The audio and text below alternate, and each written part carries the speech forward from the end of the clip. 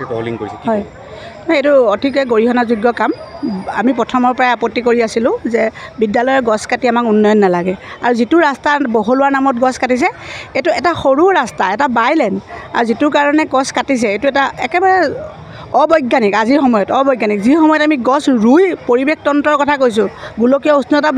কমোৱাৰ কথা কৈছোঁ সেই সময়ত এনেকৈ অবিবেচকভাৱে কেইজনমান মানুহৰ ন্যস্ত স্বাৰ্থ পূৰণৰ কাৰণে বুলি মই অনুভৱ কৰিছোঁ এতিয়া যে কাৰণ এই বিদ্যালয়খন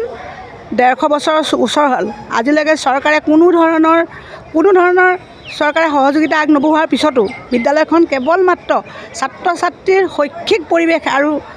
সামগ্ৰিকভাৱে আমি শিক্ষকসকল সকলোৱে আমি এটা সুন্দৰ পৰিৱেশত আছোঁ প্ৰাকৃতিক পৰিৱেশত এতিয়া গতিকে এনেকুৱাত গছ কাটিছে এইটো গৰিহণা দিছোঁ আৰু মই ভাবিছোঁ অনতিপলমে আপোনালোক সংবাদ মাধ্যমক অনুৰোধ কৰিছোঁ সংবাদকৰ্মীসকলে জনমত গঠন কৰক আৰু গোলাঘাটৰ পৰিৱেশত গছ কটা কামটো অনতিবিলম্বে বন্ধ কৰক প্ৰত্যাহাৰ কৰক যে গছ কাটি আমাক উন্নয়ন নালাগে ৰাস্তা বহল কৰিব আমাক নালাগে ৰাস্তা আৰু এইটো যিহেতু মূল ৰাজপথ নহয় এইটো এটা বাইলেন এইটো ভিতৰলৈ যোৱা ৰাস্তা আৰু আমাক কেৱল মাত্ৰ স্কুলখনক ধৰি আছে ৰাস্তাটোৱে আৰু কাকো ধৰি ৰখা নাই মানুহ কোনো নাই জনসাধাৰণ ইয়াত নাই ব্যক্তিগত ৰাস্তাৰ দৰে স্কুলৰ ৰাস্তা নিচিনা হৈ আছে তাত আৰু গছ কটা কথাটো স্বাভাৱিকতে এটা